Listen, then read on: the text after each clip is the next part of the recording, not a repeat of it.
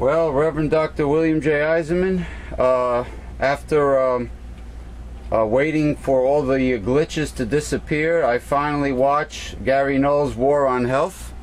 I did not. Dr. Gary Null's War on Health.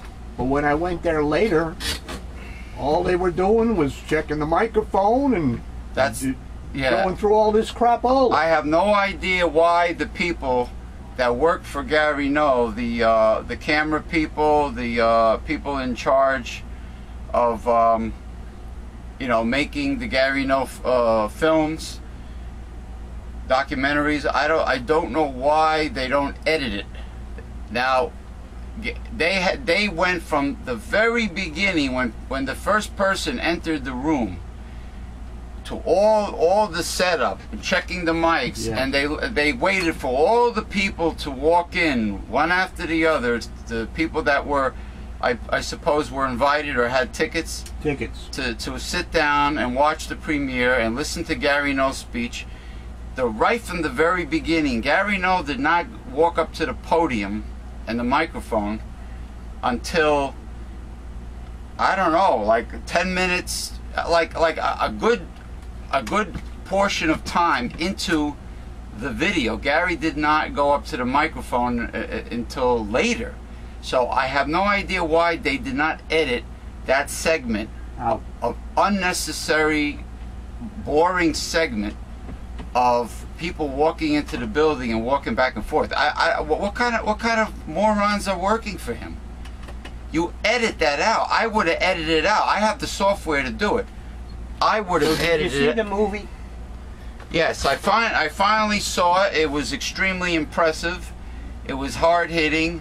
What I want to start off by saying is America, mainstream America, regardless what's going on between your ears, you know, whether you be foolish, deluded, deceived, lemming, Tea Party, Tea Publican follower, or whether you be a middle class. Tea Publican, that's good. Tea Publican. No, I actually read it somewhere. Somebody made it up. Somebody beat us to the punch. Tea Publicans versus Republicans. Yeah. Republican. So a Tea Publican, I guess, is a might be a suffering middle class, overtaxed middle class person who but wants a smaller government. That wants a smaller government. Yeah, so it don't regulate the big boys on Wall Street. Well, I guess a Tea Publican would be a middle class American that believes the Republican lies, more or less. Give the money to the rich and it will trickle down to me. Which it doesn't trickle down. It siphons up, actually, to the elitists. And then it contracts the economy. To the 1%. Which what we're going through right now. Okay. People, American mainstream, read my lips. The FDA does not have your best interest at heart. No the kidding. FDA, just like your so-called public servants in Washington, do not have your best interests at heart. The FDA and your beloved public servants in Washington lie to you, have lied, are lying, most likely will lie to you about many things. And the FDA, just like your beloved public servants in Washington, have sold out to the corporate elitists, to the fat cats, to the 1%, to the corporate, the evil, greedy, demonic corporate CEOs in America. They all have sold out to Big Pharma. The FDA is most likely, according to all the heavy-duty clues that we have, are in bed with Big Pharma. And the FDA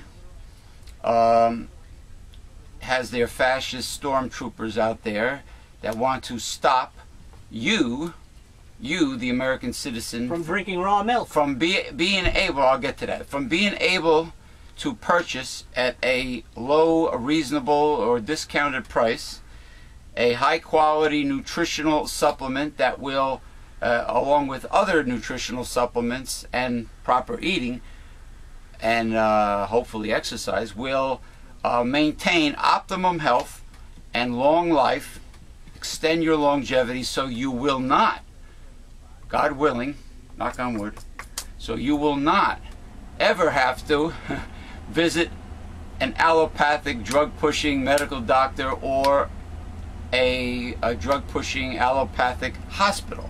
And I'm sure I guess insurance companies would love that concept, right, of not having any claims because they're so greedy. But I guess the drug company, Big Pharma, would hate that, and as well as the American healthcare system. So Big Pharma has paid them off. The FDA is in bed with the elitists, and you know, do not believe any propaganda coming from the FDA, or it's sometimes even the USDA. You can't believe everything they say. So they want to stop. Animals dying from eating genetically modified foods. You hear about it? Animals are getting sick from the GMOs. Yeah. Monsanto's genetically modified foods that they want to force on the whole world. Well, they are forcing, you know, corn and soy and who the hell knows what else, because they're not labeled. And the law is going to, the proposal is going to be on the ballot this November for California. California, yeah. And they were showing some samples of how the labeling might look, and you know, people have a right to know what they're putting in their body. Well, but not according to the FDA and the representatives, like you just said. You know what some we are lemmings. You know what some idiot said on Facebook? He called us progressives that want labeling, labeling and honest disclosure of ingredients, and he called us socialists. Well, I got news for you. As I quote in my new article, Bernie Sanders has no problems using the word socialist. Socialism is supposed to take care of people. Now, what they called socialism when we gave the money to the banks on Wall Street, yeah, that didn't take care of people. No. It took care of the fat cats. Well, did you see so that? Obviously, that was not socialism. Did you see that poster of a garage door that had written on it in black? A man was saying, I did 3 tours of duty in Iraq, and I'm being foreclosed. My home was foreclosed. Where's my bailout? Exactly. That was very clever. Where is my bailout? See, that's the point. When you're gonna give, that's what happened in this economy. Why it didn't work out. The what the hell they call it from Washington that Obama was trying to give. What's that? It didn't go to the right people. It went to the bankers. It didn't go to the people who needed it to pay for their mortgages. It didn't go to Main Street, which is 70% of the economy, the consumers. They confiscated How many yachts can the rich buy? They confiscated it. Well, they had things like that happen in Latin America too, where all the money that's supposed to be allocated to the poor mysteriously vanishes and ends up in the pockets of the rich. Or like in Mexico, where 35 families, you know, keep control of the big bucks, and it doesn't get to the peons. They get peoned. That's what trickle down really means. You know, trickle down is those up there can peon. Is pissle down, yeah, like that. I think we still have it. That little poster of Ronald Reagan, peeing on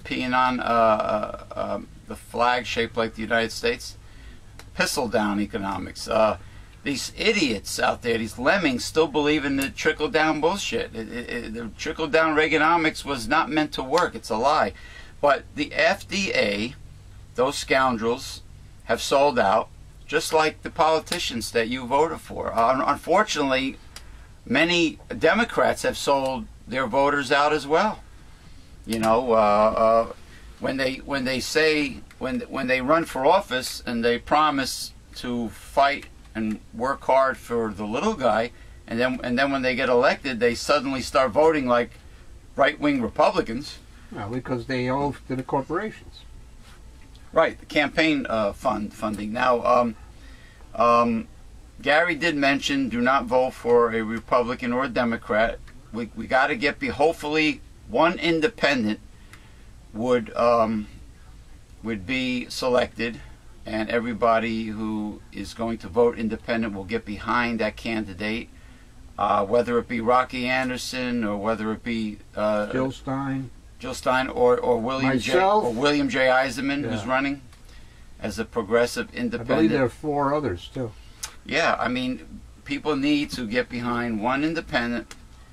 So, And Jesse keeps saying Ron Paul, well, Ron Paul, but he's not in it anymore. I mean, he's hoping Ron Paul would run as an independent, which might work. But Ron Paul, I mean, He's a libertarian. He has some flaws. he's a libertarian. He wants to. He still wants to privatize some things, like what is it, infrastructure, American infrastructure Well, building. he's of the opinion. He's a doctor, and yet he's of the opinion that if you can't afford the insurance or the money to pay for it, like the people said when he said it at the debate, About healthcare. the people from the audience said, "Well, then let him die." And he didn't counter that.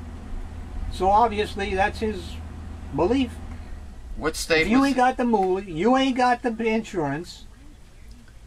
What state was You he die. in? What state was he in when these people said let the poor die? I have no idea, but it probably was some southern state. Let him die. Hang him high. Let him die. Hang him high. Yeah. Yeah, unbelievable. Real compassionate Bible Belt Christians. Yeah, exactly. That's the point. They probably go to some evangelical right-wing fundamentalist church where they're all singing and dancing and beating the tambourine and saying hallelujah. Well, instead of Jesus' message, they got the message of prosperity, like the Joel Osteens and the Reverend Ikes, etc. Yeah, Prosperity. you don't hear about God loves you to make money. yeah, you don't hear about the true gospel and the Bible, what the Bible really says. You hear their version of the Bible, which is prosperity and wealth. Yeah. God wants you to be rich, like the Joel Osteens out there. Actually, what it amounts to is God wants the rich to be rich. That's what it really that's covers right. over. You mean the rich to be richer? Well, yeah. My grandmother used to say, she said it was an old saying, because she used to play poker a lot. My grandmother would be in a poker game, and her sister had like the best of everything. My aunt Virginia had, she lived in a lap of luxury because of her husband, and she used to say to me after Virginia would win some of the big pots, as she was pulling the money towards her, she would say to me, "You see the old saying, money goes with money." Yeah. Well, that's basically capitalism, because capitalism favors he who has the capital. Now, that's like starting. Let's say you have 4 friends, you want to play Monopoly. Well, that's like starting the game by giving one guy a real capitalist game. more money than the rest of the people. That's capitalism. Well, how you land in Monopoly, it depends on the roll of the dice. It also depends on how much money you have. It's a very... Because if you can land on all the goddamn boardwalks you want, but if you don't have the money to buy your houses and then make your hotels, you ain't gonna do nothing in that game. So it's whoever designed, I think it's a Milton Bradley game, whoever designed Monopoly was a real big fan of capitalism. Because it's a very capitalist game. It sounds like capitalism is very wicked and very evil, and the devil's... It has many flaws. And the devil's economic. As we learned in the financial meltdown. Now, if it was a fair and compassionate and honest capitalism, like what FDR, Franklin Delano Roosevelt, wanted with his second Bill of Rights proposal. And you can listen to that speech on YouTube. But what FDR wanted was, and what they had also during Truman and Eisenhower, with a very fair 91% tax rate on the rich, then capitalism would work. You know, it did work. Don't stay out of other countries' businesses. Don't try to colonize the Middle East and steal their oil. No war profiteering. Like Jesse Ventura says, why do we need so many military bases all over the world? Why do we need this bloated defense budget? We don't. But God forbid you try to... They just did it the other day. Oh, if you touch the military budget, oh, we're going to have to lay off all these contractors and people working for the military. Oh, but did you hear any complaints about laying off the firefighters, the police, the teachers, and everything in Wisconsin? And what about the fact that there are no jobs for, like, what is it? The real numbers is over 20% unemployed. Oh, it's more than that. So for the mainstream masses that are unemployed and ran out of their federal extension, or got their homes foreclosed and they're living in a tent, and all these 350,000 PhD holders that can't find a job, and all these people that can't find a job, there's no bailouts for them, and there's no sympathy for them. But we have to show sympathy for the defense contractors and the banks on Wall Street. All the banks should have gone into receivership. They should have gone bankrupt and restructured. Right, and like Gary says, everybody should put their money in a savings and loan, or like a credit union bank, and put their some small banks. Small banks, and we got to support Main Street again, the small businesses, which are most likely. How the hell can you do that with the Walmarts? Right, exactly. Well, I wanted to start off by... If you're too big to fail, you're too big to exist. That's right, okay? right. But that's what we've forgotten. Yeah. Well, I wanted to promote Gary's new documentary, The War on Health, right? That's what it's called. And like all his documentaries, what's the other one? The Prescription for Disaster? Oh, he's got a whole bunch of them. Yeah, he mentioned two others that tie into this one.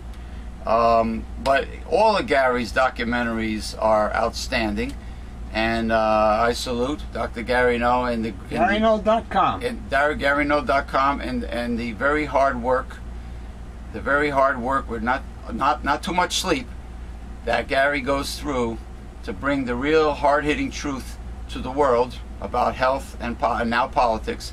I watched the on Ustream, Gary Null Ustream channel, the show titled Greedy Bastards, when he had this very special guest. I like the title. Greedy Bastards, yeah. I wonder who was the guy? He was a man with glasses. I don't remember his name, but I put it on YouTube. I'm promoting it. I didn't see it. It's pretty good, but the problem was that the words coming out of their mouth didn't match the sound. Did not sync. were not in sync with their lips, yeah. like an old kung fu or Godzilla movie. Exactly, they were out of sync. I don't know what is with the staff that works for him. It's not their fault. I would be screaming at them and firing them left and right. That's YouTube. It's not their fault. No, it was like some people say it's your bandwidth, and other people blame YouTube. No, it wasn't on YouTube. It was on Ustream. Same thing.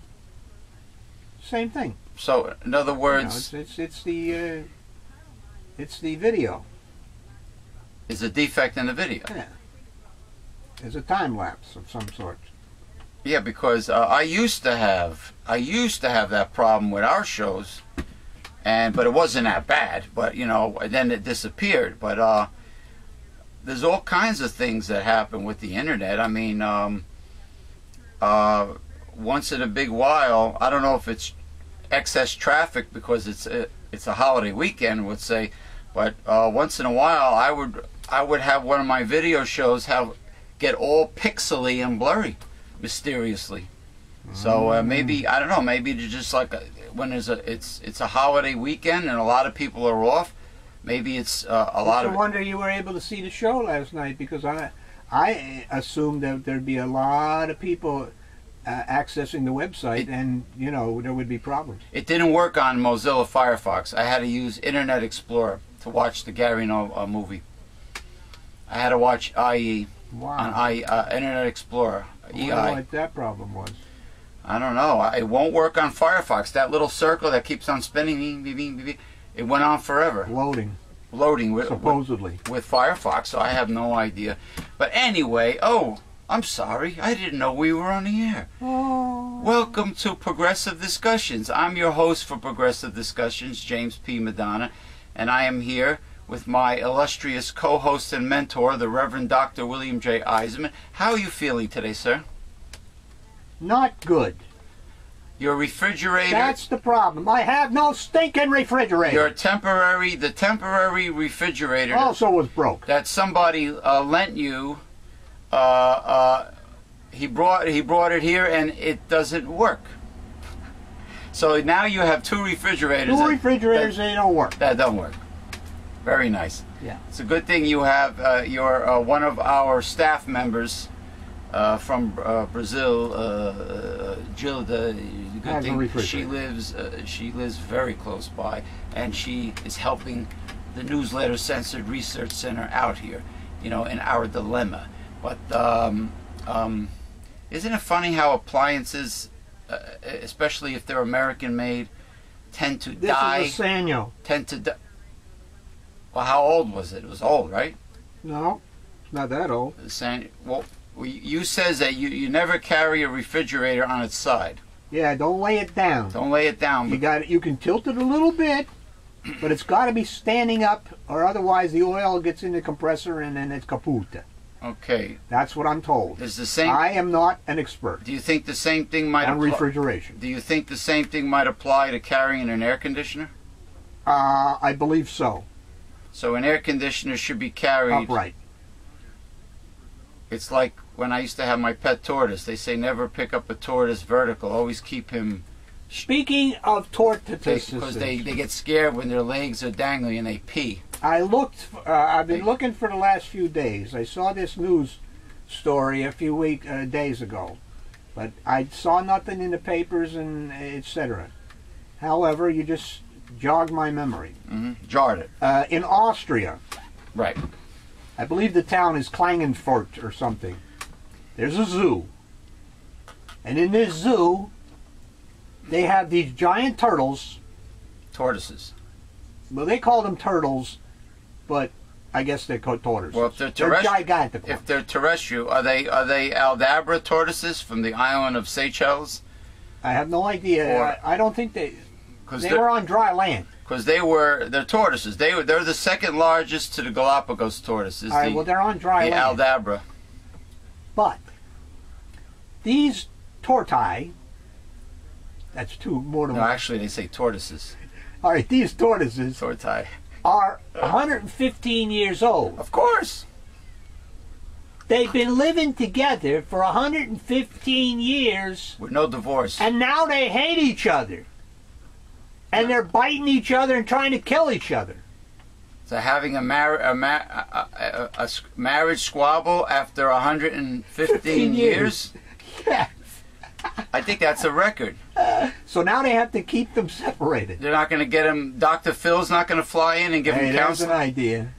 Dr. Phil Bring Dr. Phil in. should give counseling to these tortoises. I mean, why waste 115 years of marriage? You know, why throw it away with these two tortoises? Maybe they're just tired of each other after 115 years.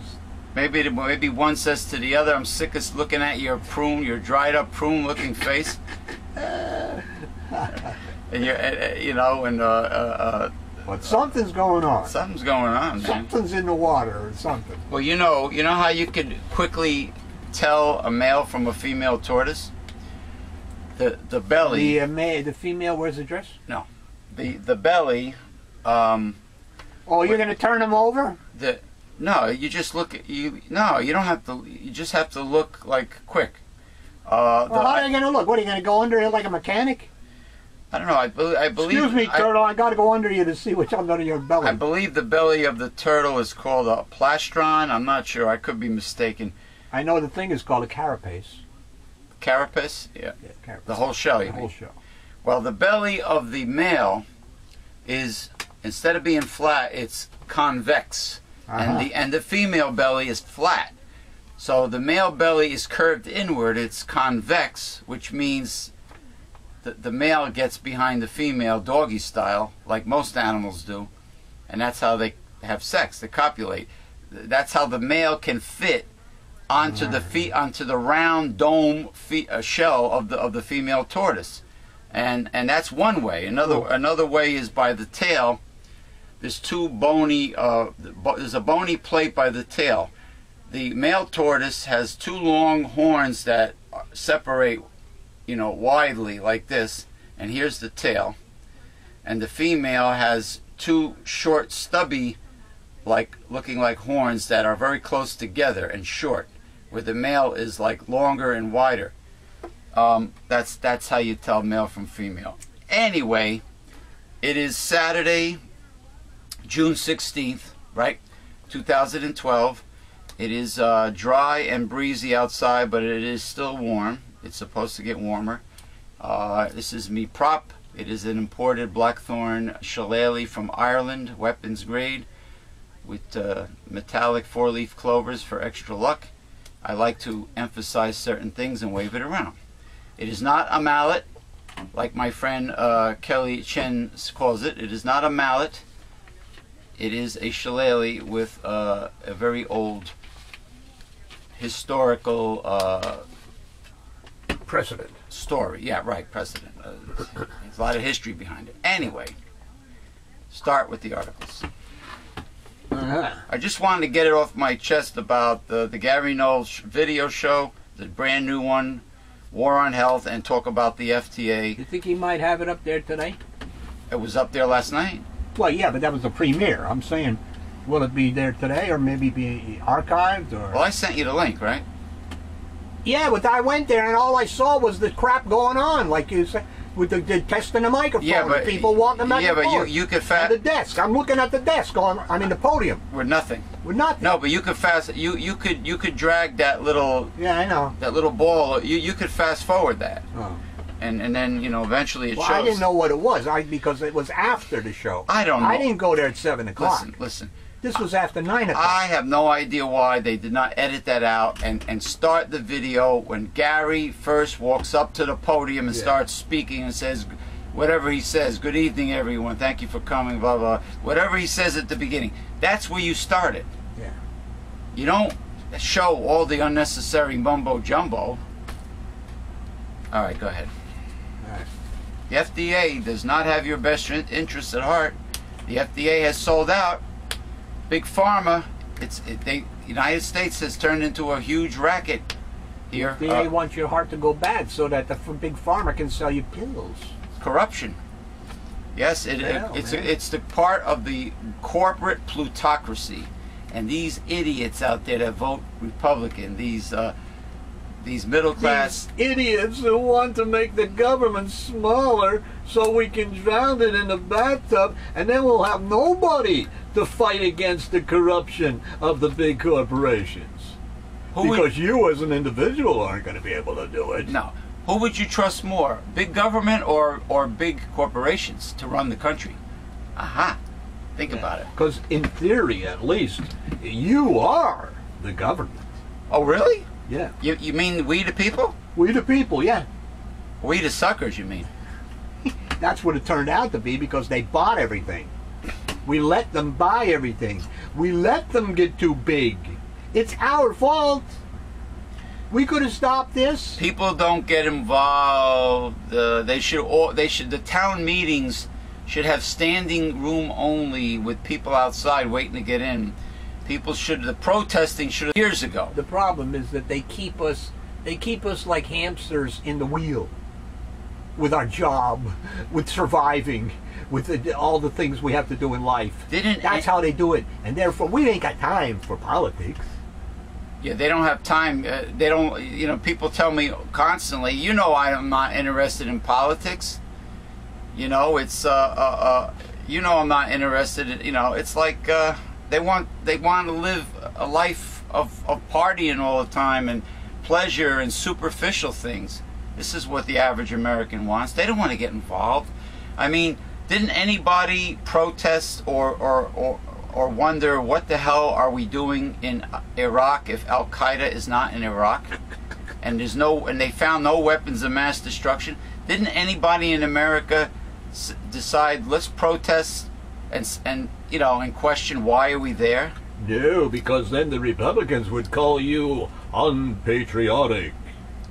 Oh, if you don't want to make millions, if you don't want to make money for the contractors, and that's what Iraq was all about. And what about Cheney and the Bush family? I'm sure that, you know, they had buddies in the oil business, right?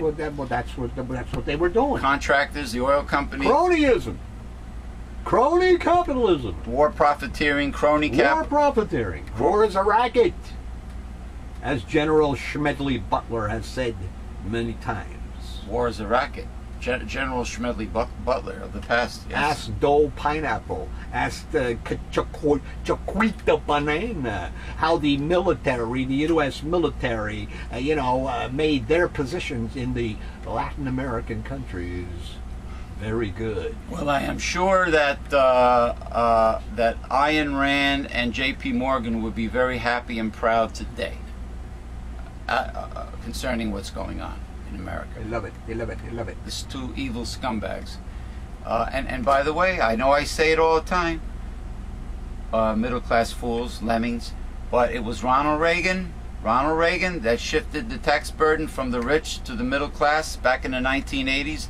And I still have idiots debating me, and telling me I'm wrong. All the good regulation and deregulation that we needed. Deregulation of companies, so companies can... And devolution of federal moolah that doesn't go to the states anymore. And property taxes got shot up to take care of the schools. So so FDR brought regulations, and Reagan... And the Republicans hate And the Republicans deregulated companies, so companies can rip you off, lie to you, steal... Do anything they want to. Do anything they want to you. Yeah.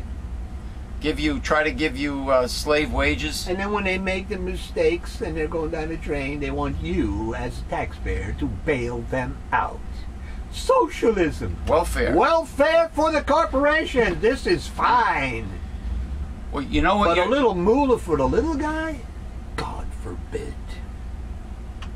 Yeah. God forbid. Republicans are always posting patriotic mumbo jumbo on the internet, you know, with the American flag waving, and then they show the troops in the Middle East, and they're saying these people are putting their lives on the line to protect you and give you the freedom that you have now in America. Yeah, freedom to go to Walmart and shop. Wait a minute.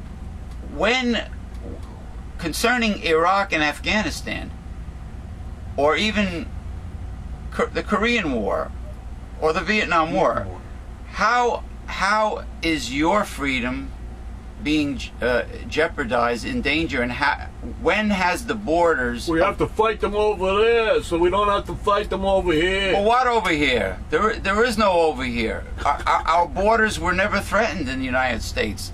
The United States was not being invaded. Your freedom was not jeopardized. So why fight people over there? We got to use up our storehouses of old weapons and bullets and things, man. What's the matter with you? But don't people think and no. Don't people think for themselves in America? No. All right, start with the Republicans' 2012 election strategy is perversely brilliant. Sabotage President Obama's job creation efforts, then blame him for the wreckage.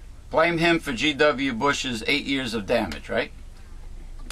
This strategy was in action the other day, when Mitt Romney assailed Obama on the stump. Romney said that with America in crisis, with 23 million people out of work, or stopped looking for work, he hasn't put forth a plan to get us working again. Romney conveniently omitted the fact that Obama put forth such a plan last autumn. The American Jobs Act would have put as many as 2 million construction workers, cops, teachers, firefighters back to work. So said economic forecasters. If only congressional Republicans hadn't dynamited it. Yes, sabotage was indeed required. Republicans knew their prospects for beating Obama would be damaged if they signed on to a plan that got more Americans working again. They are far too invested in economic misery to let that happen. Working with Obama on job creation is not their top priority. As Senate GOP leader Mitch McConnell candidly remarked in 2010, quote, "The single most important thing," by the way, he looks like a turtle. Mitch McConnell. Speaking of tortoises. Quote, "The single most important thing we want to achieve is for President Obama to be a one-term president." Unquote. Yes, so they can start the corporate plutocracy and the fascism 100% full force. Fortunately for the GOP, voters typically pay scant attention to the parliamentary play-by-play in Washington. Fortunately for the GOP, we are a nation of amnesiacs. What happened last autumn, when Senate Republicans successfully blocked the debate on the jobs plan, is ancient history. That episode, yet another example of obstruction by filibuster, has vanished down the Orwellian memory hole, which allows Romney to pretend the bill never existed. The 2012 election may be a cliffhanger, much like 2000 and 2004, and the sabotage strategy just may be clever enough to work. The GOP saboteurs deserve a share of the blame for our stalled economy. But politics is a shorthand business, and the shorthand is that presidents take the hit when times are tough. When the latest jobs report tallied only 69,000 new jobs during May and put the jobless rate at 8.2%, Obama got the brunt of the blame. People tend to believe the maxim that sat on Harry S. Truman's desk, "The buck stops here." Even though power is widely dispersed in a system that cannot function without at least a modicum of bipartisan comity. Instead, we have black comedy. A new book by the well-sourced writer Robert Draper reveals that Republican congressional insiders met for a private dinner on the night of Obama's inauguration and mapped a strategy to show united and unyielding opposition to the president's economic policies from day one. On the way out the door, Newt Gingrich, an invited guest, reportedly told his former brethren, "You will remember this day. You remember this as the day the seeds of 2012 were sown." Newt has a flair for the dramatic, but in this case he was right.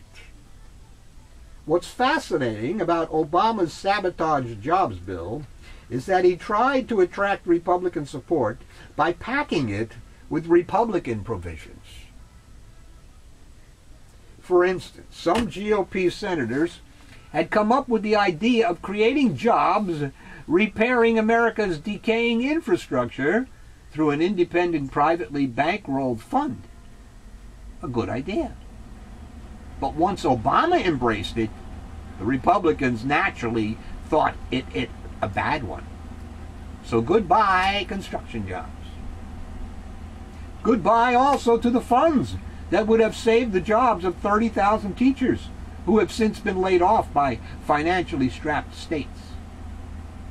And goodbye to other Republican provisions such as slashing payroll taxes for small businesses and allowing them to fully expense new investments. Better for the Republicans to simply reap their sown seeds and blame Obama for the jobs deficit. Some Democrats contend that Obama should talk about GOP sabotage a little more. As former Democratic strategist Bob Shrum was quoted as saying recently, Republicans are clearly rooting for recession. Republicans' actions give more and more credibility to that idea, and if independent voters become convinced of it, they'll be furious. Notwithstanding Shrum's less than scintillating track record, as a hired gun in presidential races, he's 0 for 8, there is evidence to support his view. Last November, ABC News, Washington Post pollsters asked Americans whether President Obama is making a good faith effort to deal with the country's economic problems. But the Republicans in Congress are playing politics, blocking his proposals and programs. Or President Obama has not provided leadership on the economy, and he is just blaming the Republicans in Congress as an excuse for not doing his job. Independents chose the first by a margin of 14 percentage points. However disappointed they may be with Obama, they're even more turned off by congressional Republicans. Still, there was a hitch for Obama. Even though 54% of independents pinned considerable blame on the GOP for the economy, 53% said Obama was not a strong leader.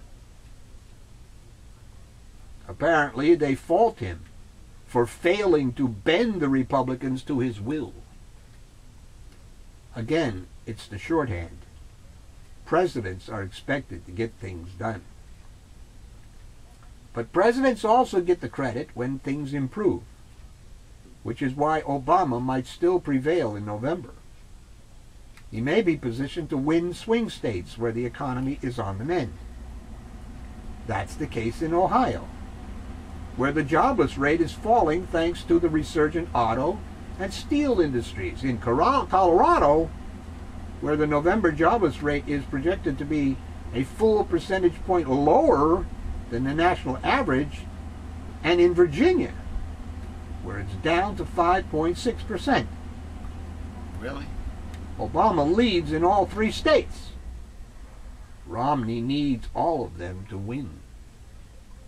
So even though GOP sabotage is real, Obama will be judged, up or down, as if the economy is his responsibility alone. And hey, he asked for it. Back in 2009, he told the crowd, I love these folks who suddenly say, well, this is Obama's economy. That's fine. Give it to me. Fairly or not, he has it. Well, speaking of Ohio, I would like to salute, correct me if I'm wrong, is he a congressman? Congressman Dennis Kucinich? Kucinich, yes. Good man. I read much of his writings. He's like Bernie Sanders. He's likable. Yeah. I really dig where he's coming from. Yeah, because he thinks independently. Right, independently, right. Independent, free-thinking, progressive. Now, before we break for lunch, would you say it is accurate to assume that everything that's going on today with conservatives selling out the American people to the elitists, that this all, and them wanting a corporate plutocracy and a fascist country, does this all fulfill Bible prophecy? Yeah, because it's a way to bring down the United States of America, which God is behind. And the part about the whole world being deceived. What about the false prophets? The false prophets. Counterfeit Christianity. It all is working. Satan comes as an angel of light. Well, yeah, you see all these counterfeit Christians say, I get my faith from the Bible. Well, yeah, well, geez, that's hey, well, what day do you worship on? When do you go to church? Oh, Sunday. Well, geez, that's not in the Bible. That's the first day of the week. The Bible says that the Sabbath is the last day of the week, the seventh. Now, if I remember my history correctly, I believe it was the Council of Nicaea, somewhere around the, what was it, 4th century or whatever there? Right. 363 or something, and Constantine and all this crapola. And that's when the first day of the week, Sunday, was determined to be the Sabbath by that gigantic church, which eventually became the Roman Catholic Church. That's what gave us Sabbath as Sunday, not the Bible. The Bible gave Saturday, right? Well, the Renaissance... Well, Sunday, Friday sundown to Saturday sundown is the proper Sabbath. Well, the last night... But of course, they said that was Jewish, and we didn't want to have anything to do with Judaizing. Well, wasn't Jesus in that culture? Jesus was a Jew. Yeah. But it was not Jewish. It was Hebrew. Hebrew. There's a basic difference between Jews. Jews are only one tribe out of the 12. Out of 12 tribes. That's correct. Well, Judah are the Jews. The ancient Israelites were Hebrew. They were all Hebrew. The Jews, who had their capital at Jerusalem, and the other tribes had their capital at Samaria in the north, and they warred with each other. So how could they all be Jews? How could they all be Jews? Now, last night, the Renaissance man Can't Create told me the reason why Herbert W. Armstrong taught the things that he taught and believed in what he believed in is because Herbert W. Armstrong was originally a Seventh-day Adventist, and which is, they're like the Mormons, or the Jehovah Witnesses. The Jehovah Witnesses, and he says in the Seventh-day Adventists, do not believe in an immortal soul that flies out of your body. They believe that hell is the grave. Mr. Armstrong. Hell is the grave. Mr. Armstrong had no allegiance to any specific sect. He was a non-denominational Christian. He looked in the Bible, saw what the Bible said, saw this church, that church, this church, that church. Well, you're not doing it like the Bible said. He himself believed in the Sabbath as Sunday until his wife corrected him. And he said that she was wrong. How could all these churches be wrong and you be right? So he went into a 6-month study of the Bible. And then he apologized to his wife. Did Herbert W. ever mention the part in the Bible where it says absence from the body is one with the Lord? Because Ken insists that it's there. Yeah, but the scripture that you just quoted means absolutely nothing. What does it mean? He says. And what is it in reference to? What is the context under which it is being said? Yeah. It means nothing. I know. Well, he's insisting that the Bible is full of information about an immortal soul. I don't know. This is what he's telling me. It ain't there at all. Period. You just tell you why did you just. I don't know what to say. I'm not a theologian. Yes, you did say it. When? The correct answer is, well, if we have an immortal soul, why do we need a resurrection? You don't have to be a theologian to come up with that. Why do we need a resurrection if we have an immortal soul? Because doesn't the Bible say that the body will be joined, will be resurrected into a new, perfect, spiritual, the elect immortal being? Will be. The elect. The elect will be. I mentioned the 144,000. He's saying that. He says the 144. Yes, there is going to be 144,000 of the elect, but he's insisting that the elect is also the saved, born-again Christians, so to speak. We're all the elect. I believe the number is 144,000. I believe we have 7 billion people in the world. That doesn't compute. Yeah, I told him. I says the people besides the 144,000 elect are going to perish in the Great Tribulation. And he's saying, well, not all of he says, not me. I'm going to be raptured up off the earth. You can't be raptured up if you're not part of the 144,000. His pastor really, I guess, his mind is a jumble of jumbaloney. I know. He says we're confused. I don't know. They say the other side is confused. The other side says the other side is confused. No. They are deceived. It's not confused. They are deceived. What I say has nothing to do with me. I know. It has to do with the Bible. With the Bible. It comes from the Bible. I mean, they are blocked from this. You have to understand. They open up the Bible. They have their Bible study. Go, see that scripture. Read it. That proves it. See that scripture. I got a concordance. That proves it. That proves it. This proves it. And then another Herbert W. would say, "You're wrong. Look, it doesn't prove that." No. You're making a big mistake. Do not ever say and use a personality as an example. That Herbert said. Well, he's the or Dr. Bill but he's said, the father. No, he's not. Of the no, he's not. The Elijah. All these things existed long before a Herbert W. Armstrong came on the scene. Oh, okay. These things come from the first church in A.D. 33. Right. They were there until they were destroyed by that big church, by Simon Magnus, the big church that eventually became the Roman Catholic Church. It destroyed. It killed the 11 of the apostles, martyred them, and kept the tenets of the original God's church from getting out. And that's why it has always remained small. Always a small. And that's why the big Roman Church took over the world. And what about the Holy Roller? The Holy Roller. Remember something. Crazy right-wing fundamentalist religious nuts. Don't forget them. But they came out of the Roman Catholic Church. Where do you think Presbyterians came from? Protestants. They came out of the big, universal, federated church. So they are daughters. So the Roman, even though the Roman Catholic Church were technically the first form of right-wing fundamentalists, then who misinterpreted the Bible. Then, since the Protestants were a product, an offspring of the Roman Catholic Church, the right-wing fundamentalist ideas continued. Supposedly, Mr.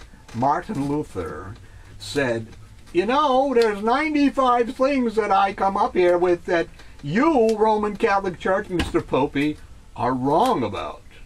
And that's what caused the Reformation. And the Protestants came out of the Roman Catholic Church. And that includes... And then they went and made their own boo-boos and deceptions later on. Like the Puritans with the Salem witch hunt. All of that. And all the other right-wing fundamentalist zealots. Never say that Dr. Bill says, Herbert W. Armstrong says. It's in the Bible. If you tell me that you take your religion from the Bible, and I have just shown you that in the Bible the Sabbath is the seventh day, right? Not the first day, as worshipped by the Roman Catholic Church, the Protestants, etc. And I tell you that the Bible says this. It's not me saying it. It's the Bible saying it. Right. It's not a person. All right. So right-wing fundamentalist zealots originally came from the Roman Catholic Church, and then the Protestants were offsprings of the Roman Catholic Church. Daughter whores. Daughter whores, and all the false prophecies and people that are trying to rewrite the Bible today. Very good. All right, we got a break. False prophets. We got a False break. Christ. We got a break. For lunch, Reverend Dr. William J. Eisenman's Gastronomic Delight, known as lunch, and we will be back. So, you know, it's like there's a lot of self-righteousness and a lot of vain, arrogant people that are insisting that their Bible interpretations are correct, and then somebody else proves them wrong. But do they change their mind? No. No. And they're not, but if you're expecting them to, that's wrong. They are deceived. The person who's deceived does not know he's deceived. So is this why, no matter how much proof I post on the internet, that's correct. These right-wing conservatives, some of them are not even rich, they constantly tell me I'm wrong. Correct. And nothing I say, correct. No scientific proven evidence changes their mind. Correct. I'm always wrong. Jesus, the best teacher, was around 2,000 years ago. How many people did he convince? 120. Well, Paul. 120. Well, Paul, in Paul's letters, Paul ended up with 2 people siding with. He lost all the followers. That's correct. You know, he didn't end up with a lot. That's correct. All right. Yeah, Dr. Bill, some independent candidate that I never heard of posted something clever on Facebook. Oh, by the way, our newsletter censored Facebook page is no longer visible to the public. You have to have the corporation that owns Facebook changed it, so you have to have a Facebook account to see the business promo page that everybody gets free. Big deal. Well, so now people from the outside, if they don't have a Facebook account, they can't see it. They can't see it. Thank you very much, corporate America or whoever. How does that help you promote it, huh? How does it help you promote your agenda? Uh-huh. How does it help you promote your agenda? Last night, one of the girls, if they decide to not make it public. Thank you. Wanted me to see a video that she has on her page. And she is a friend of mine, so what she posts should go on my page. Wasn't there. I went to her page. It wasn't there. She tried to give me the link. I clicked on the link. The content is not currently available. So what the hell's going on? Is that the timeline crap or what? Oh my God. I don't know if you people out there, I'm sure you are. Since everybody in creation has a Facebook account and uses it, you know, because simply you can access it from your cell phones, your smartphones. That's what made Facebook what it is, really. You know, there's nothing spectacular about Facebook. It's very plain looking, you know, lots of glitches. But timeline, see, I kept the old format, but I accidentally clicked on the timeline button. And once you click on the timeline button once, you can't go back. Like, they want everybody to have timeline. But timeline, it's constantly uploading, and it's like, it's very annoying to the eyes. You're looking at it, you're trying to read something, and all of a sudden it disappears, because things are constantly uploading, you know, like all the stuff you have on your page, and sometimes things don't transfer. Like I would post something political or about holistic health and nutrition on the page, and then I would go there the next day, hey, where's my article? Where's the video? Even the video, even the progressive discussions we did last Saturday is not on the newsletter censored page. And then that things appear that I thought I deleted, and things that I want to be there are not there, and I have to repost it, and it's like, and it's again constantly uploading, making my eyes go wacky, you know. I get a headache from it. It's like very annoying. Well, some things I click on, yeah, and it says I have to join Timeline to be able to see it. They want So I don't see it. They force everybody to get Timeline. They want everybody to have Timeline. I mean, I don't know. The only good thing about Timeline, the only good thing, is that if you have a video on your timeline, the video is much larger than the old Facebook, you know, where the video was small. And then, of course, when you click on it to watch it, it gets bigger. But it's extra large with Timeline, which is good. But that's the only thing I like about Timeline. I don't understand what Timeline is supposed to do. And they allow you to have a cover photo. On my personal page, not the newsletter censored page, I chose the up close face of a red-bellied piranha fish, because my middle name is Piranha, James Piranha Madonna. That's my stage name, Piranha. I mean, my middle initial is P, but yeah, PP. No, it's P. It starts with a P. But anyway, somebody from actually the young daughter, when she used to be young, Olivia, the young daughter of the reinforcer Andrew Anderson, professional wrestler, wrestling star of the Golden Globe award-winning movie titled The Wrestler with Mickey Rourke and Marissa Tomei, and former two-time East Coast professional wrestling world heavyweight champion. Andrew Anderson's daughter Olivia named me James Piranha Madonna, so it stuck. She said it had a nice sound to it, had a nice ring to it. So I put the had a nice bite. Yeah. Because I'm always sometimes I can be very cantankerous, so she says I remind her of a piranha. You know, when the way I sink my teeth into certain subjects. I like to literally sink my teeth into certain people, but I saw a picture. So I chose the piranha fish, the face. Or a video. There's something up there the other day on Steve Austin. Stone Cold Steve Austin? Stone Cold. Really? Don't you go down the activity wall every day? Oh, God. Yes, but there's the people on my friends list post so many good things. There's too many bloggers balls. I have and Sean. Well, I don't have him anymore. He booted me because we had a big fight.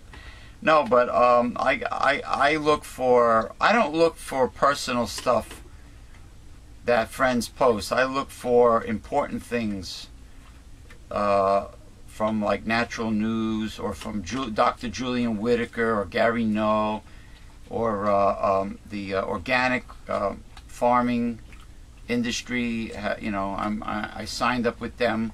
Or Regional Foods, and the Beer Whisperer. City Farmer, Organic Farmer, Nutritional News, Alliance, the Alliance for, what was it, Alliance for Natural Health? Yeah. Yeah. Important stuff. Occupy Wall Street, you know, important stuff. I did a new show with Tom the Beer Whisperer for Honest Craft Beer Review. I don't know if you saw it. But I did a new one, not the naked beer taster, the one after that. When I played this crazy Hawaiian song at the beginning and Tom was dancing around. Did you see that one? No. Yeah, it's there. It's a new one. And we had as a special guest by phone through the show second generation professional wrestler, Mr. Jason Speed. Okay, we had him on as a three-way. I know you're thinking dirty, but you know, no. I had two guests and me as the host. Le Mange à Trois. Yeah, right. No, it wasn't anything like that. But Le Mange à Video. Le Mange à Trois, Le Mange à Video. Now,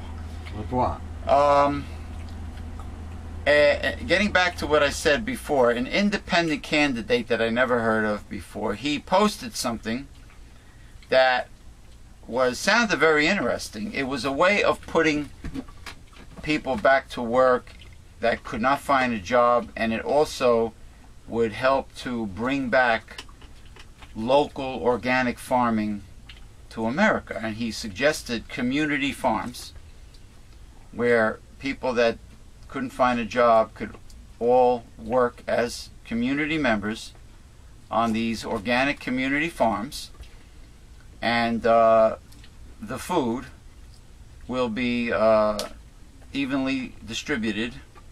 The produce will be evenly distributed amongst people that really need it. Of course, if you live in the community and you make $250,000 a year or more, you can afford to go shopping. But it would be evenly distributed, and any surplus crops could be used to barter, to exchange with other communities for things that the town needs, that the area needs. You can kind of like take the surplus produce and barter. So sounds interesting. I actually have a green thumb now. Later in my life, I mean, I wouldn't mind if I was able to bring home fresh fruits and vegetables, and eat better. I wouldn't mind contributing some of my efforts. But we're not going to have fresh foods and vegetables when they're all GMOs. We're going to have GMO poison, right? Yeah. Well, it'll take a year or two, before the bad things happen. So, until that time, the FDA won't do anything. Like they did with Vioxx. They never took Vioxx off the market. The drug company voluntarily did eventually, after it killed all these people and everything. The FDA didn't. Well, pharmaceuticals from Big Pharma, drugs from Big Pharma has killed much more people, many more people than illegal drugs. Oh yeah. Many more people died from so-called, I think it's like 106,000 a year. So-called legal drugs from Big Pharma, sure. Right. Compared to all the drugs that drug dealers, well, that's like only about 5,000 people a year. Well, this is actually the largest drug dealer that deregulated drug dealer of all. The ultimate drug dealer is the American healthcare system with Big Pharma.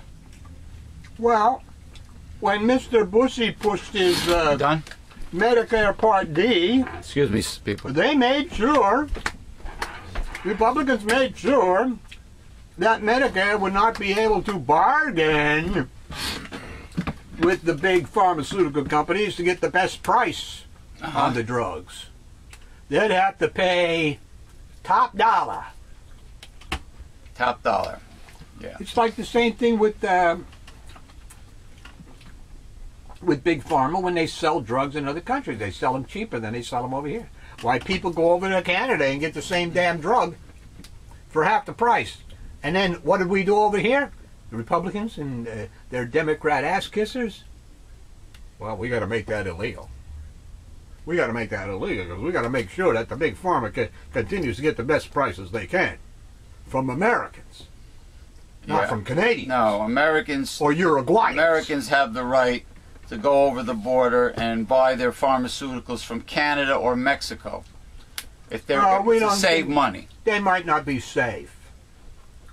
Safe enough for Canadians, but not safe enough for Americans. But you know what a Colombian told me, that the pharmaceuticals they have in Colombia, many of them are from American pharmaceutical companies, and in the original package, the original, like a Hoffman La Roche or Pfizer or Ciba, whatever, Ciba, they're in the original package. There's no middleman in the Latin countries.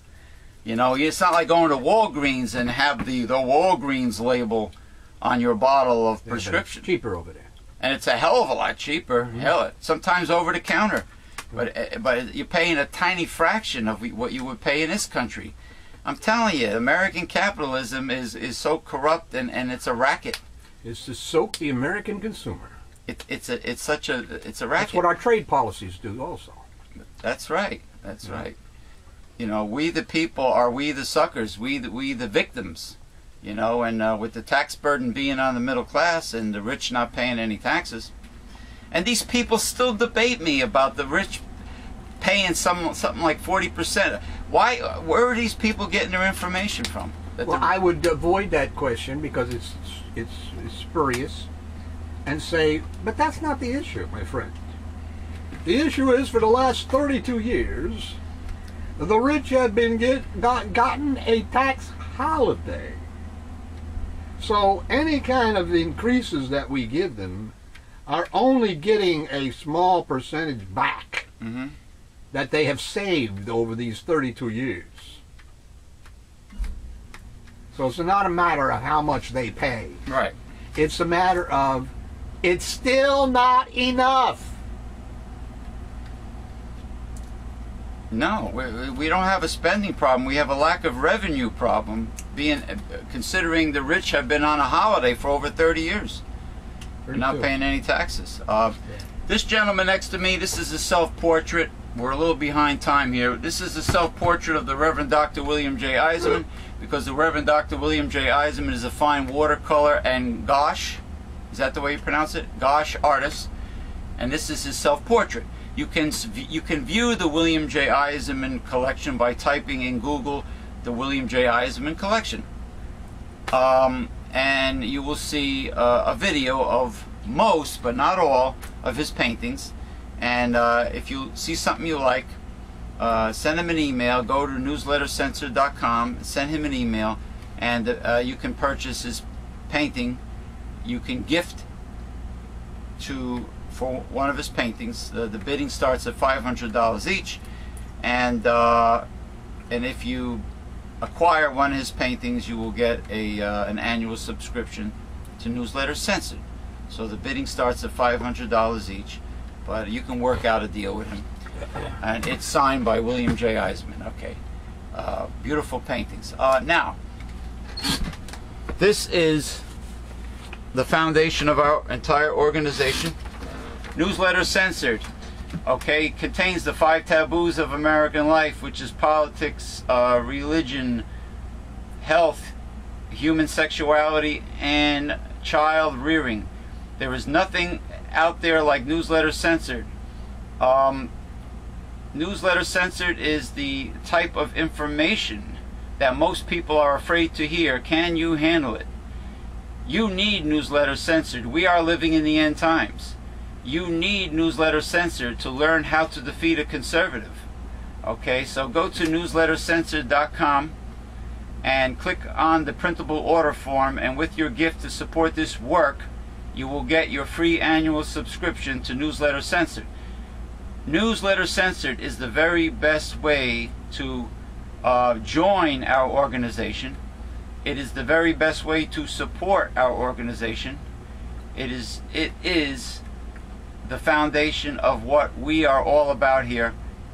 Newsletter Censored, founded in 1977 by the Reverend Dr. William J.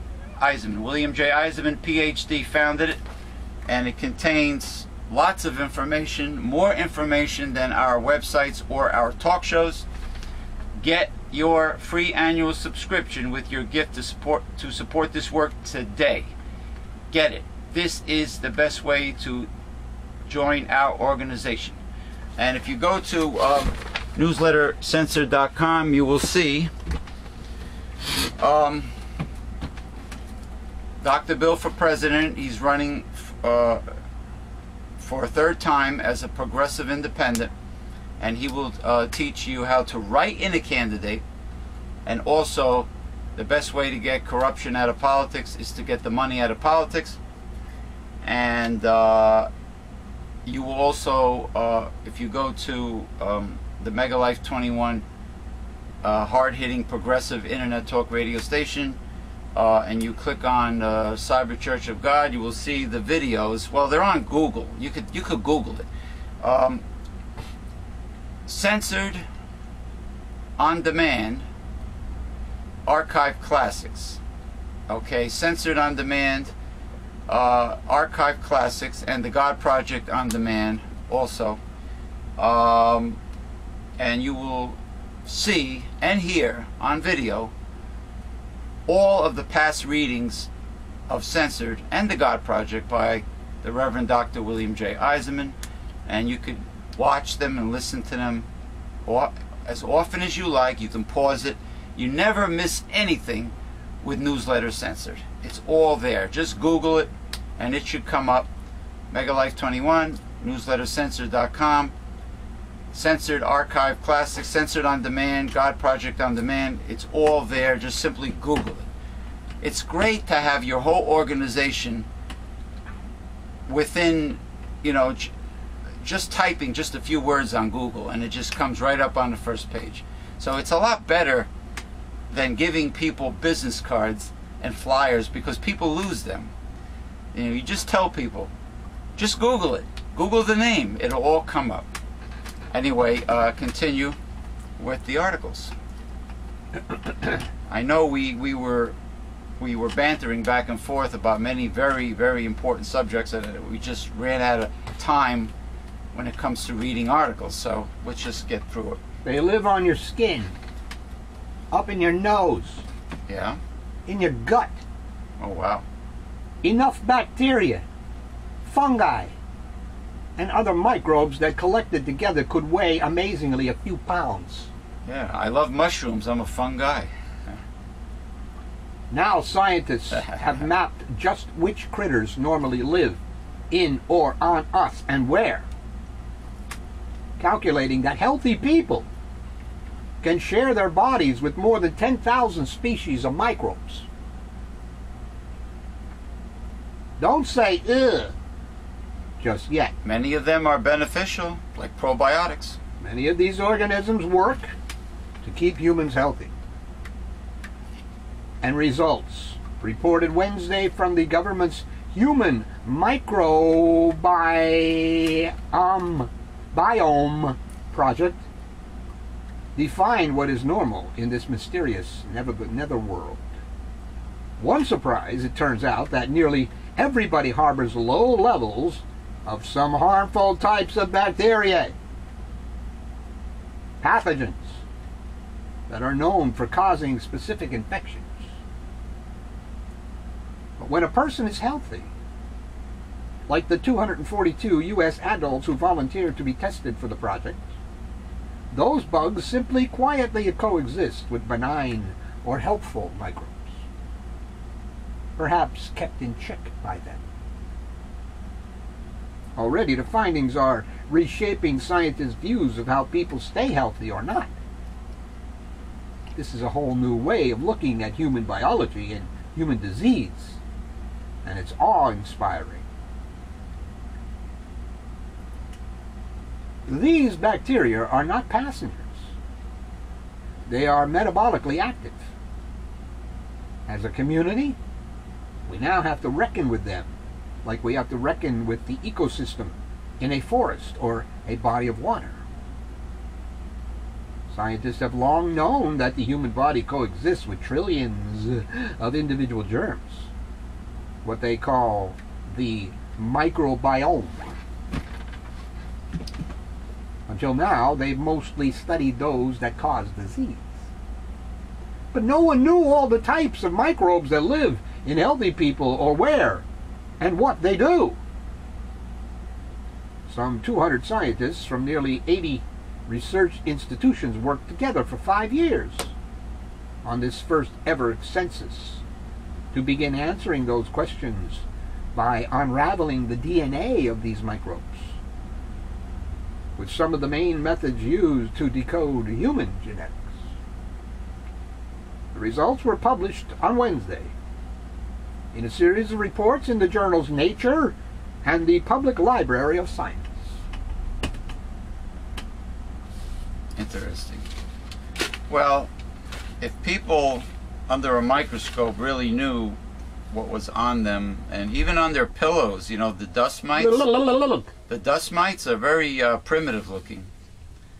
You know, yeah, they look like some alien creature. Prehistoric animals or something. Yeah, well, it's a mite. A mite looks like it has a crab-like body. You know, I mean, people are best not to know everything that's feeding off their dead skin cells, or but just think that, just put in your mind that there are many beneficial probiotics naturally living in a healthy intestinal tract that have many beneficial functions. And if you take antibiotics, make sure you take ample amounts of probiotics after you finish your antibiotics, and it should be in the billions, the count. And you should refrigerate your probiotics when you open the bottle, and make sure it contains the full spectrum of probiotics. Sometimes they put a little FOS in there to feed, to get the growth, you know, going quickly. You jumpstart fructooligosaccharides, which is a type of carbohydrate, just to, I guess, jumpstart the growth production of the probiotics.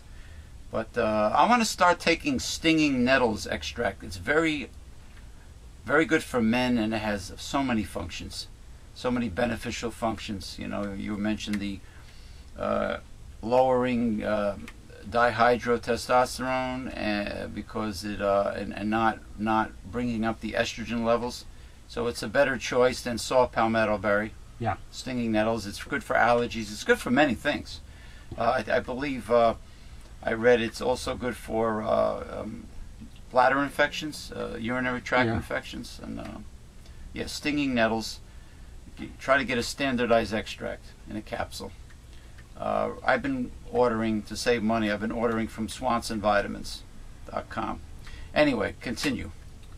New tests show that the crude Spanish cave paintings of a red sphere and handprints are the oldest in the world.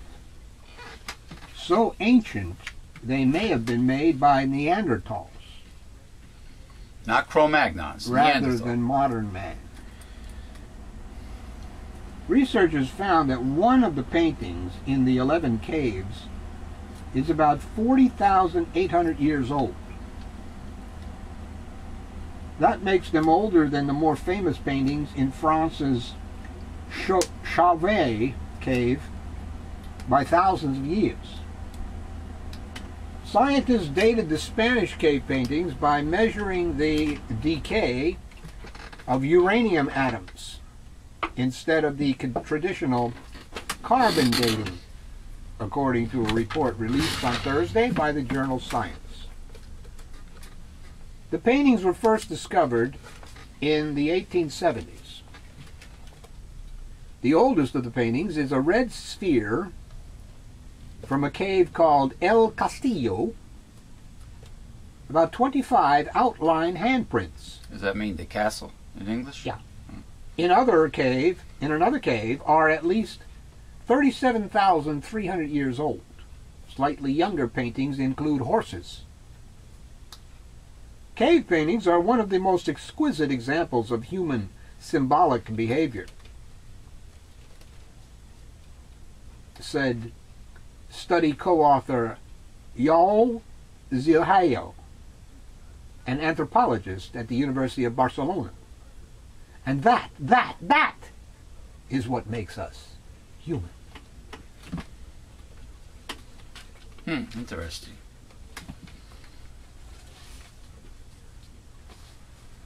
A Kentucky museum where dinosaurs roam the biblical Garden of Eden is unveiling a national billboard campaign featuring the popular prehistoric reptiles.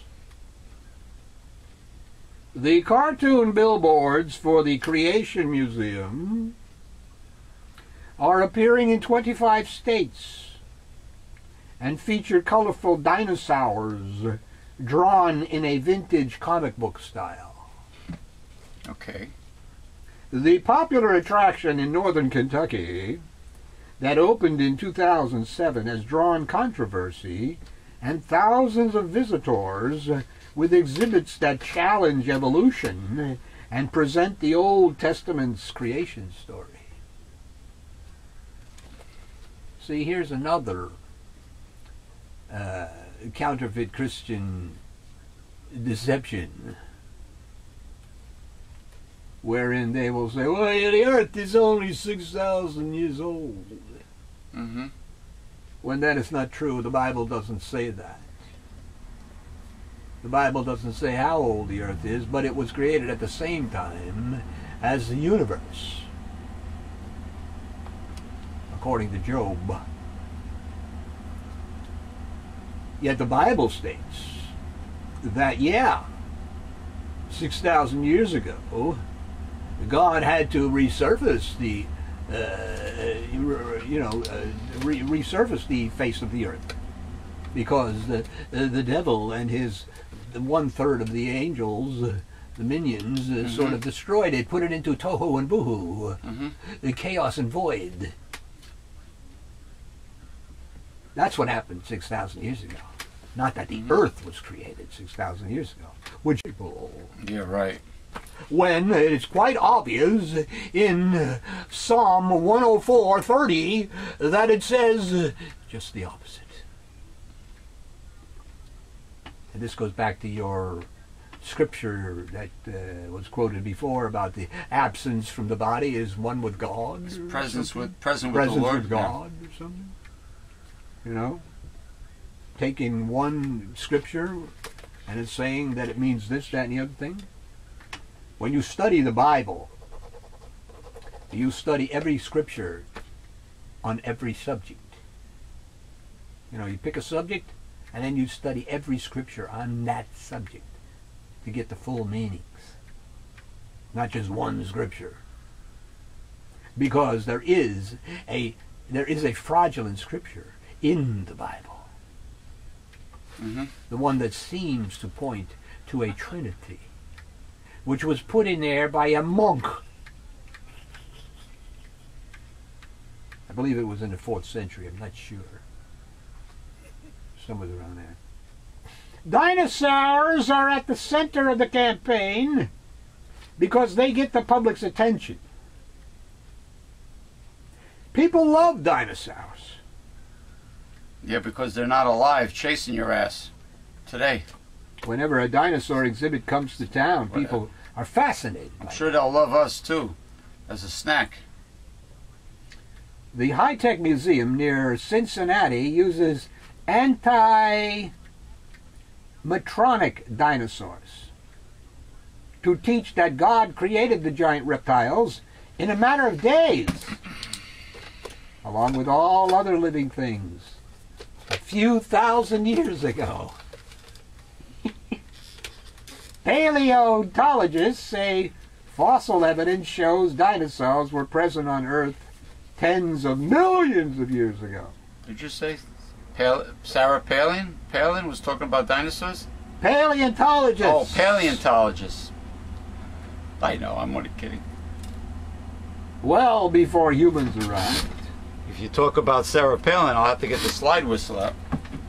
Science educators have long criticized the museum and said the museum's campaign is meant to attract young people and deliver a religious message and a version of history that conflicts with scientific findings. It's a hook. It's a bait to get people to say, hey, let's go to that museum. And then the other message is brought out. Mary Allen, who lives near a billboard in Louisville, said, the sign is eye-catching, but said she hasn't visited the museum. I just don't think that's how the world was created, she said.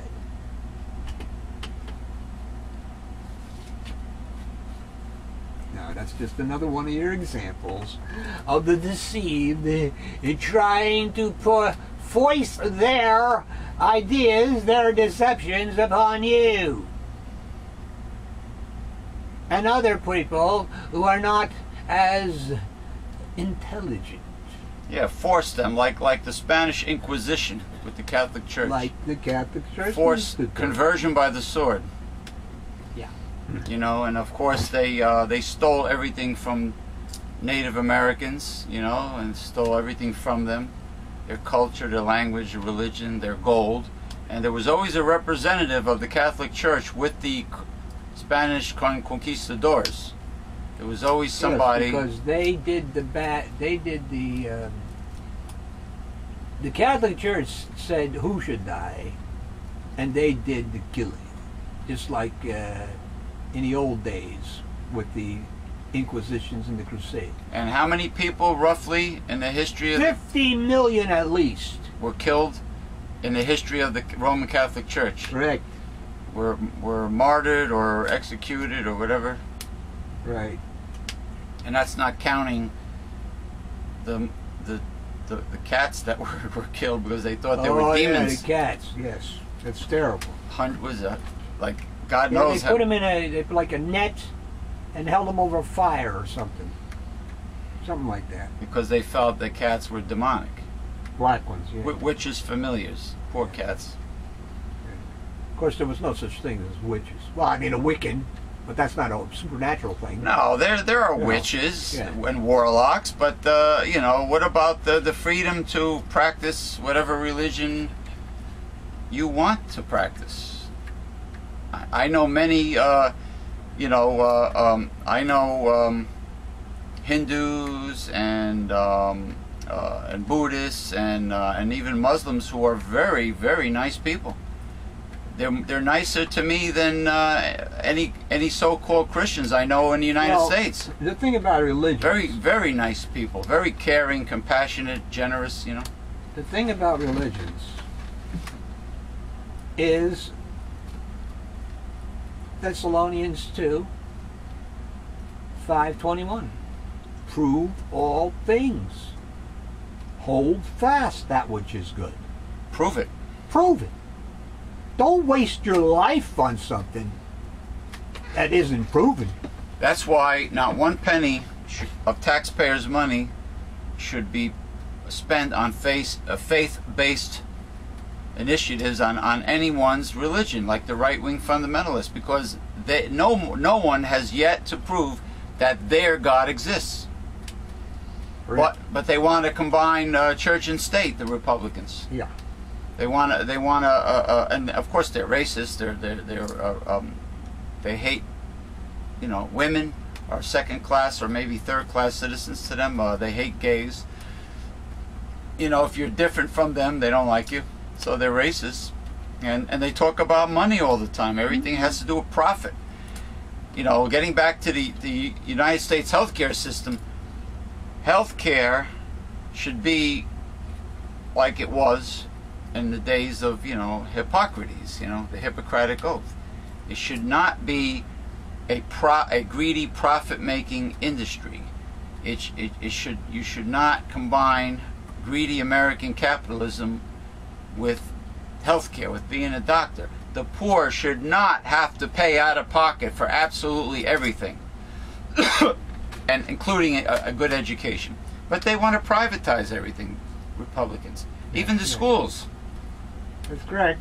So only the rich kids will be able to afford a good education Well, that's the way to siphon the money up, baby. and good health care. Siphon the money up. Siphon the money up. If you can afford your Contract own, the economy. if you can afford your own top-notch, top-of-the-line health insurance, and you can afford your own retirement, let it be so. Do it. Do it. But the people who can't afford yeah, but these things, unfortunately, in the capitalist system, as I've shown so many times, if you do that, it's at the expense of someone down below. well, it shouldn't be at the expense of someone down below. It should be Well, at the expense of the rich. That's how it is. With the original 91% tax rate on the rich. And those that can't afford their own health insurance, there should be a new modified Medicare system that will take care of not only senior citizens living on a fixed income, retired seniors, but also the disabled people and the poor who were normally on Medicaid, which really doesn't do much for the poor. You know, put them on this modified Medicare system that will take care of a public option. They tried, but the lobbyists killed that. And the rich, I you want to know the Obamacare. truth? The rich should pay for it. The rich should, even if the rich pay the original 91% tax rate, and everybody's taken care of, and more money is But going the back point into the hold on, man. More money is going back into the pocket of the true consumer of the United States, which is the little guy, the backbone of the economy is the little guy. Put more money back into the pocket of the little guy, and that's how you stimulate the economy. And you know, you have to have demand, of course, to have the jobs. That's not what's happening. We got a system where we take money from below and give it to up above, which is corrupt. Now, you can't just come around and say, well, then we ought to tax them, they're 91%, and get their money. No. There's something wrong with the system. The capitalist system? Yes. Well, you know, our system that we have is not strictly capitalism. It's a mutant form. A mutant. You know, a mutant? A corrupt, perverted form. Yes. A twisted form of the original American capitalism. Which was bad in the first place. Because as I show and continue to say, capitalism, in its essence, is unfair. In its essence, it favors those with capital. Now, therefore, it cannot be a good system. You know what I've been saving? People have been posting some of the quotes from our nation's, America's forefathers, some of the members that signed the Declaration of Independence, and a lot of the things that those people said were very progressive back then. Yeah, back then. They were not right-wing conservative, you know, fascist, reactionary, pro-profit over people on the planet. They were very progressive in some of the things our forefathers said. Well, 40, 50 years ago, you see, the Republican Party was not taken over by the right-wing religious nut conservatives. Mm-hmm. Okay? Not that it was a great party, because it still obstructed FDR when he tried to do some good things. Mm-hmm. So, you know, Republican Party only had its inception when it was created in the 1850s or whatever it was, and then with Lincoln. After that, forget about it. And then after the Industrial Revolution with J.P. Morgan, you know, then it became the corporate siphon up economics, devil's economics. The big corporations bought the railroads. They bought off the judges. They bought off the congressmen, the senators, presidents. They had their own presidents go in. Then that's what happened. Then the corruption began. Siphon up devil's economics. Yeah. Not trickle down, siphon up. All right, finish off. On May 17th, I was hauled into Wayne Municipal Court. I was charged with violating a township ordinance because I keep 3 pet chicken hens in my backyard. I love chickens. What's wrong with the chicken? They're very entertaining pets. For fresh, healthy, organic eggs. And not only for fresh, healthy, organic eggs, people, but chickens are the ultimate cleaner-uppers of your property, landscapers, if you want to call them. They eat all the insects, including harmful parasite insects like ticks. They'll eat field mice, they'll eat baby mice, they'll eat weeds, they'll eat seeds, they'll eat even dead grass. You know, they'll peck at the grass. They will clean up your entire property. Are they illegal immigrants? They might be illegal immigrants, especially if the chicken breed came from another country. Chickens are wonderful, man. All landscapers are illegal immigrants, are they not? Hey, there's Reagan. And it's trickle down. You see it? Trickle down economics of the 1980s, otherwise known as really pissle down economics. Siphon up to the 1%, to the elitists, is what it really is. And there's a cartoon of Ronald Reagan urinating on the United States of America on the mainstream. He's got quite a big stream. Big stream there. He's got a big stream going. Yeah. That's when his prostate must be in good shape. His prostate was in good shape back then. His urinary tract was very healthy, and he was able to adequately urinate on mainstream America. This is what trickle-down economics really means, people. Pissle-down economics from Ronald Reagan, the man who shifted the tax burden from the rich to the middle class. and I guess the poor with consumption taxes, right? Yeah. There you go. Got it? Pistol down. We're going to keep this one handy because... Anyway, the judge postponed the ruling. Uh-huh. No matter how long he ponders, I have not violated the ordinance, which regulates the keeping of chickens for agricultural uses. Right. The municipal code clearly defines agriculture as the production, principally, for the sale to others. Township planner John Szabo testified that he has no evidence that I have ever sold anything from my hens, eggs, meat, or manure. I filed a pre-trial motion to dismiss 2 weeks before my hearing explaining all this. The judge responded that he needs more time. What about what I need? While the judge thinks about it, and I wait for another court notice, my family endures unwanted stress. A councilman has called me a lawbreaker. Oh, really? He compared what I was doing to running an illegal used car lot. So I guess raising your own food on your own land so you can make life a little easier on your family, I guess that's a bad thing according to the government? That's one of the contrasts between God's economics and capitalism, where God's economics grants you your own land and your own way to make a living.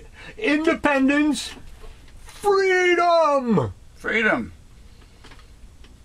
Every person should own their work, and get a living wage and a fair profit to live and experience the so-called American dream, and not just the American dream being for the rich, which is how it is today. The American dream is only for the wealthy, because the middle class and the poor will never attain the American dream, and people should be allowed to have their own victory gardens. They should be allowed to have a hen house and raise chickens for eggs or whatever.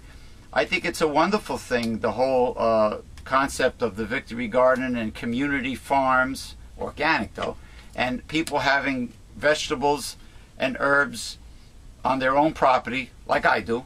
I just wish I can have chickens. Of course, you know what that would do to the big boys. Screw the big boys. Well, that's what it would do. Screw them.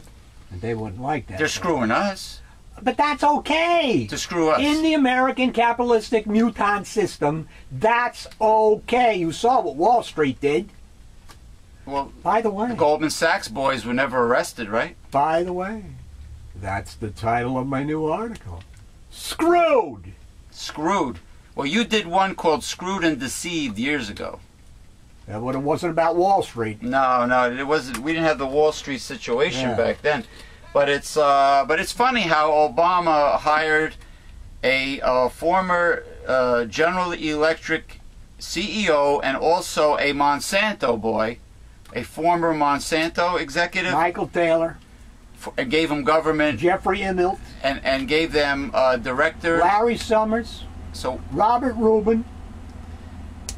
Geithner. Timothy. So they're all in charge of these. They're all czars of these government departments, right? Yeah. You know, like job creation, the FDA, Fed, all coming from greedy, elitist, 1%ers, 1% corporate America. Oh yeah, a Democrat appointing former corporate American CEOs to look over and watch your best interests, mainstream America. Your best interests. I mean, how hypocritical can he get? And people still don't get it. You think a corporate CEO is going to do things in the best interest of the little guy? There's no way. But anyway, I love chickens. I wish I can have hens, you know, but some people are allowed to have them. Certain urban dwellers, for some reason, are allowed to have chickens. I don't know how they got they were able to do so. But well, anyway, this guy, the councilman that called him illegal, he tried to ruin my credibility. right, Over 3 hens. I was under the impression a man is innocent until proven guilty. right. I deserved a ruling on May 17th. This has been going on for more than 3 years. Wow. That's it, huh? All right. Yeah, that's it, right? Well, thank you for joining us for Progressive Discussions. It was pretty hard hitting. And of course, the title of this week's show will be, most likely, will be the Gary Null Show's Greedy Bastards and the War on Health are discussed. And also, if I have room, I'm going to put in the FDA has sold you out, which they have. And oh, speaking of FDA, thank you for joining us. Speaking of FDA, Dr. Bill, Reverend Dr. William J. EISENMAN, what is the deal with the FDA fascist stormtroopers arresting dairy farmers for consuming and or selling certified raw milk? Well, from what I heard, Yeah. what I heard was they conducted a sting operation on this farmer, Right. and they had him bring the milk, Yeah. I believe, over the state line or something, Oh. and they arrested him And they arrested with the him. SWAT team. With the SWAT team. Yeah. I mean, certified raw milk, if it's local and it's made into cheese or whatever, and it's used, you know, within a limited time frame, it should be safe, right? I'm sure it's as safe as anything else. It used to be the only kind of milk we had in the old days. Well, the secret is to I didn't hear a lot of people dying. No, but the old days. the secret is to have things the way it originally was. Support local organic farmers. Buy local. It could be local breweries. It could, like the people at Honest Craft Beer Reviews always says, local produce, livestock, everything local. Support local businesses, small businesses, mom and pop stores, and local organic farming. That's what we have to go back to. Yeah, Local. but then, see, that's going to give a lot of people a lot of jobs and a lot of freedom and independence, and then you won't have to work for Walmart. Screw Walmart. Well, that's what they don't like. Screw the fat cats. You know? They don't like. Well, it's too bad they don't like it. You know, the gravy train, the free ride has to stop with the 1%, with the elitist. All right, take care. Say so long to these people. So long.